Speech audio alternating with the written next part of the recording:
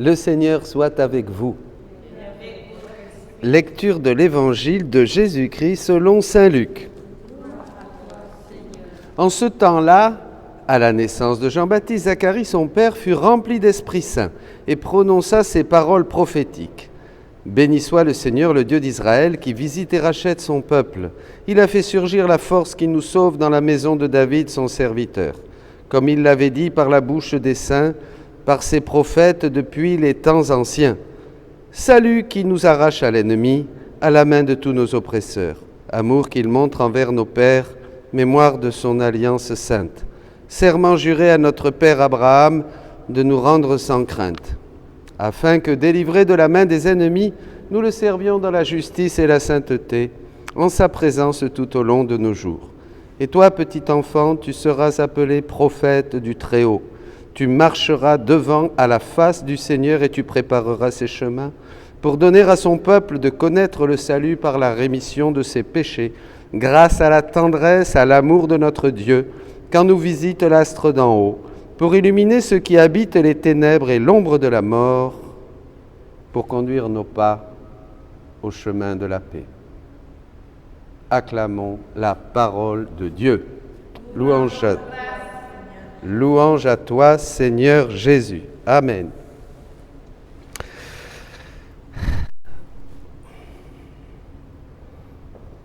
Nous habitons à l'ombre de la mort. Mais on va fêter Noël comme si de rien n'était. Pardonnez-moi, je le dis simplement, Noël, ça m'énerve.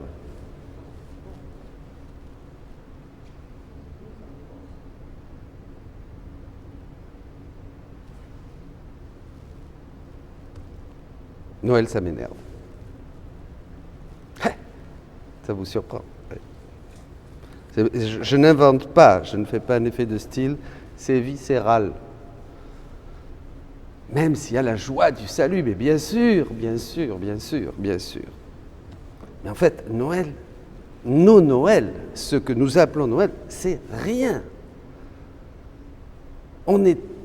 Noël aujourd'hui se résume à un petit bonhomme rouge, rond, comme une barrique avec une barbe blanche qui fait « ho, ho, ho ». C'est tout. Je sors dans les magasins et je vois les gens acheter.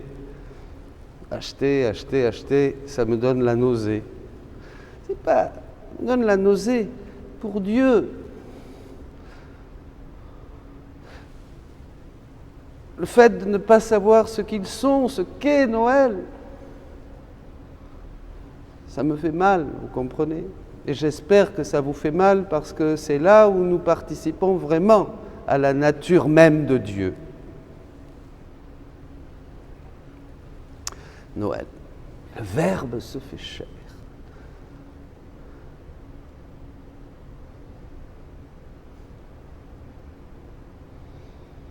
Le péché nous a tout enlevé. Tout. La volonté divine, nous n'avons plus de volonté divine, nous n'avons qu'une volonté humaine faible. La vie divine, la science infuse, l'impassibilité, nous souffrons. Nous sommes loin de Dieu, loin de tous les biens de Dieu. Nous avons perdu tous les biens de Dieu. Vous comprenez? Et qu'est-ce que ça veut dire? Être loin de Dieu, perdre tous les biens, c'est vivre en enfer. Pas l'enfer du diable, je me fais comprendre, c'est l'enfer. Quand on perd tous ses biens, quand on est dépouillé de sa maison, de ses meubles, de son argent, de ses enfants, c'est un enfer, on le dit, mais j'ai vécu un enfer. Voilà, c'est ça. Loin de Dieu, on a tout perdu. Alors Jésus vient. Alors voilà, le petit Jésus qu'on va mettre dans la crèche. Et qu'est-ce qu'il vient? Quel est son message dans la crèche? Il vient te dire, je viens tuer ta vie pour te donner la mienne. C'est ça le grand message. Ah bah la bonne heure alors. Moi je croyais que c'était une fête de joie Noël. Je croyais que... Non, c'est pour ça qu'on fait... De toute façon, les gens ne savent pas pourquoi on fait des cadeaux, ni rien. Là, Jésus est complètement relégué au dernier banc dans cette fête de Noël aujourd'hui. Mais enfin, ça, bon, c'est autre chose. Mais qu'est-ce qu'il vient te dire, Jésus? Je viens tuer ta vie. Parce que ce que nous appelons notre vie, nos joies, nos actes, ce que nous aimons, nos tendances, nos inclinations, nos passions, c'est la mort. C'est la mort. Ça nous conduit à la mort. D'ailleurs, c'est pour ça qu'il va dire « Prends ta croix et suis-moi ». Ce que nous appelons nos vies, ce que nous appelons vie, nous, c'est la mort. Et alors Jésus, justement, va prendre ses morts. Alors là, c'est curieux, mais alors c'est moins rigolo, Noël, alors le petit bébé dans la crèche. Il vient prendre nos morts. Qu'est-ce que ça veut dire que Jésus va prendre nos morts? C'est que nous aurions dû payer à Dieu tout le mal que nous faisons, que nous avons fait et que nous ferons. Nous sommes incapables de le payer. Donc Jésus va le payer. Ça, c'est facile. Il nous sauve, on est pardonné. Et c'est là qu'on se réjouit souvent à Noël. On se réjouit. Il est né le divin enfant. Vous voyez, on se réjouit beaucoup parce qu'on est pardonné. Mais ça, pardonner, ça n'a rien d'extraordinaire. Une goutte de sang du Christ et on est tous pardonnés. Il nous pardonne. Mais ce qu'on n'a pas compris, c'est ça qu'on n'a pas compris. Ce sont les morts de Jésus. C'est qu'il vient nous pardonner, mais il vient nous refaire. Et alors là, il va devoir vivre nos morts. Alors je vais prendre des exemples. Parce que Jésus est vrai Dieu et vrai homme. Nous, on croit que parce qu'il est Dieu, il a sauté absolument sur toutes nos morts, c'est-à-dire sur tout ce que nous vivons nous.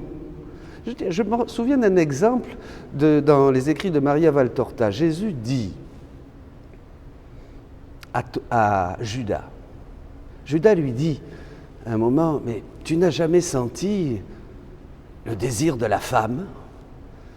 Et Jésus lui a dit, juste ça, Judas, j'ai 30 ans.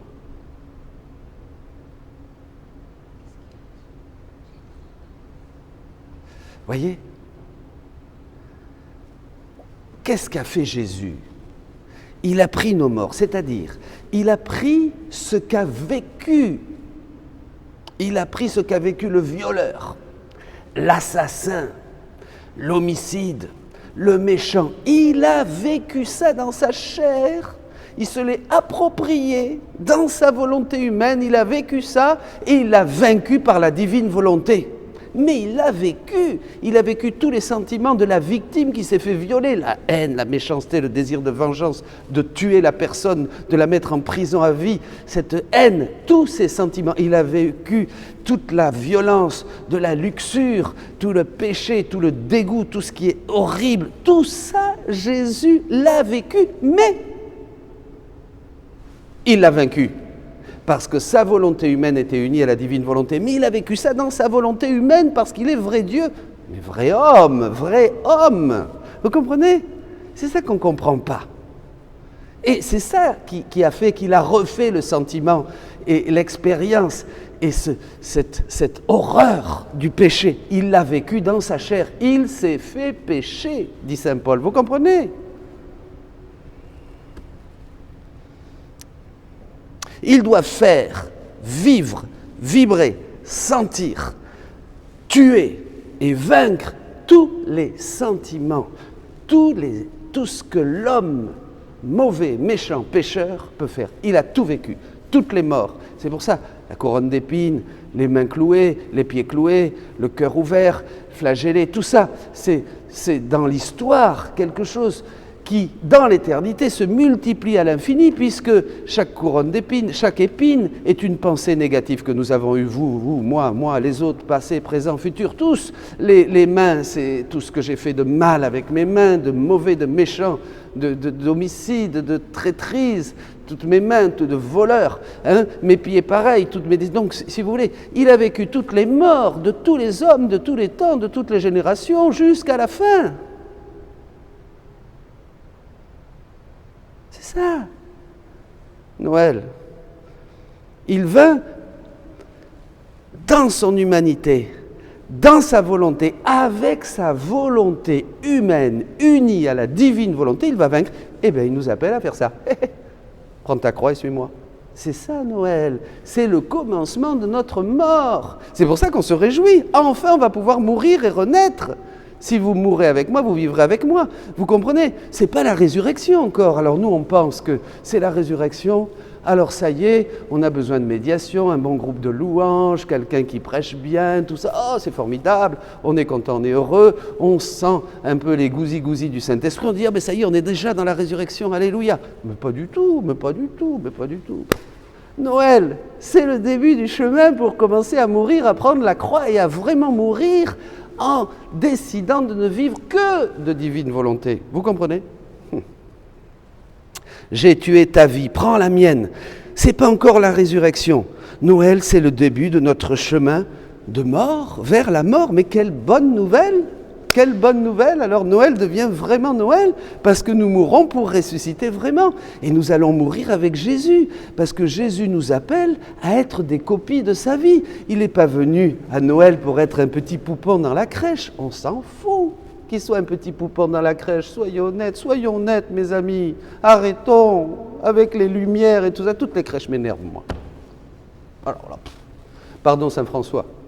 Mais Saint-François, il était stigmatisé. Alors bon, il avait... Hein, voyez, non. Alors, vrai Dieu, vrai homme. Alors, pourquoi tout ça? Voyez, quand je vous disais l'histoire de Judas et de Jésus, Jésus qui dit à Judas, j'ai 30 ans. Ne rabaissez pas Jésus. C'est rabaisser Jésus que de croire qu'en 2 coups de cuillère à peau, étant Dieu, hop, il nous a sauvés et ça y est, on chante, hein, il est né le divin enfant. C'est pas vrai, ne rabaissez pas Jésus, il a dû vivre dans sa volonté humaine l'expérience du péché, de tous les péchés. C'est comme ça qu'il nous a refait.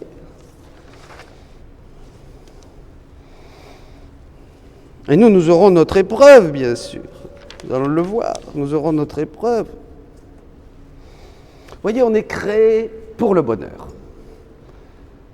Mais pas le bonheur de faire un bon repas, pas le bonheur d'avoir un joli cadeau, pas le bonheur d'amuser les enfants, pas le bonheur un bonheur humain. On n'est pas créé pour un bonheur humain, on est créé pour un bonheur divin. On est créé pour un bonheur divin. On est créé pour le bonheur de Dieu. Vous voyez, c'est ça la finalité. Parce que pourquoi on ne comprend pas ça? Parce que la finalité de Dieu, c'est qu'on soit heureux de son bonheur, pas un bonheur humain.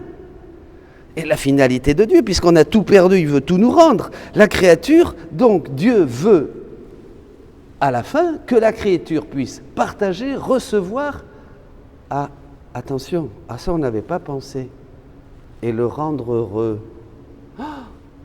Oh, ah ben oui, le bébé dans la crèche, il vient pas là pour te réjouir, il vient là pour que tu le réjouisses.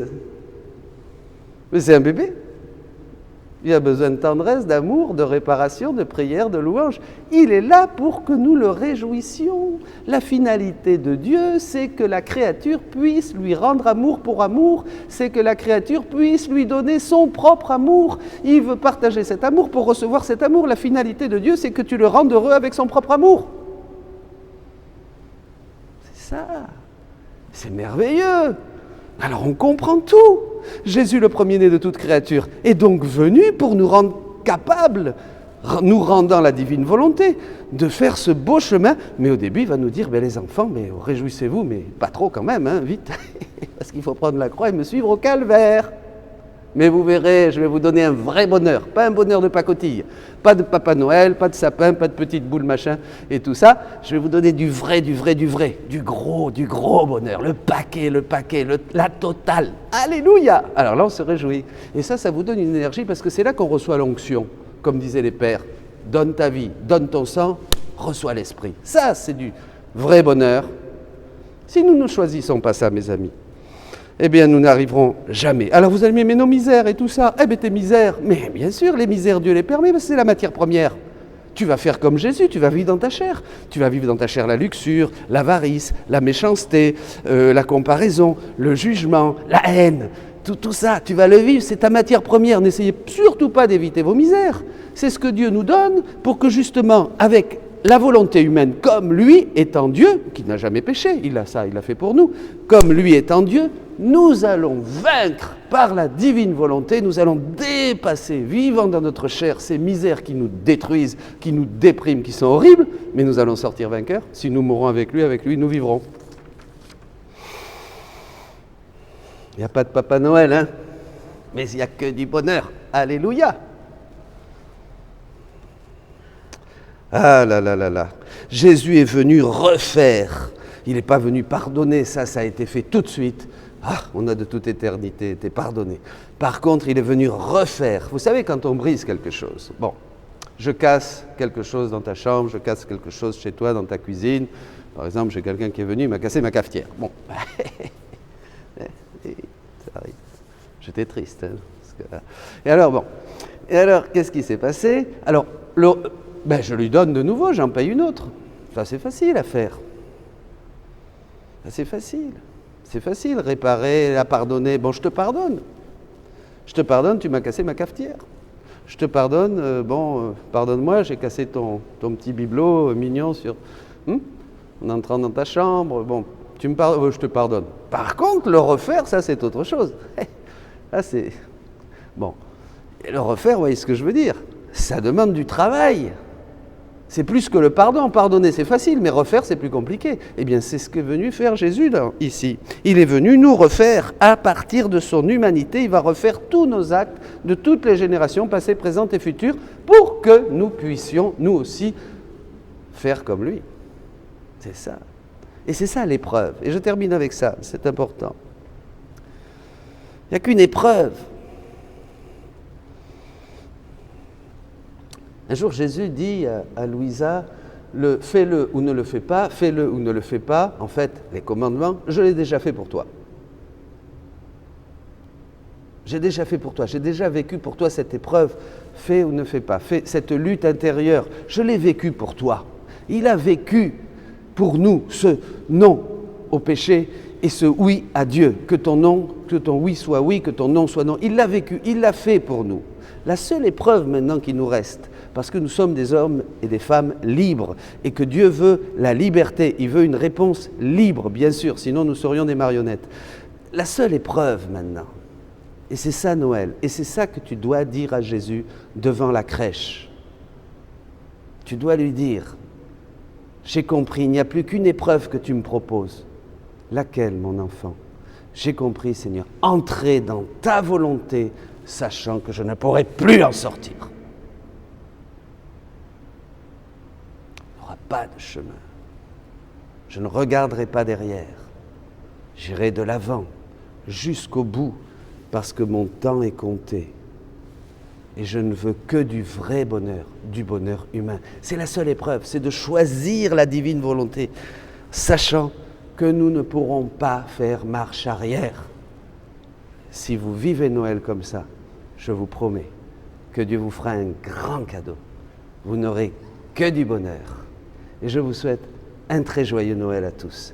Mais un joyeux et divin Noël, pas un Noël humain. Et je vous dis au revoir et union de prière puisque je serai partie du mois de janvier, en retraite. Et je vous porte tous dans mon cœur et je remercie chacun d'entre vous, toutes les prières, tous les mails, toutes les lettres. Nous nous aimons et nous sommes tous maintenant, à l'époque que nous vivons dans ce monde, nous travaillons ensemble pour que Noël soit. Soyez bénis.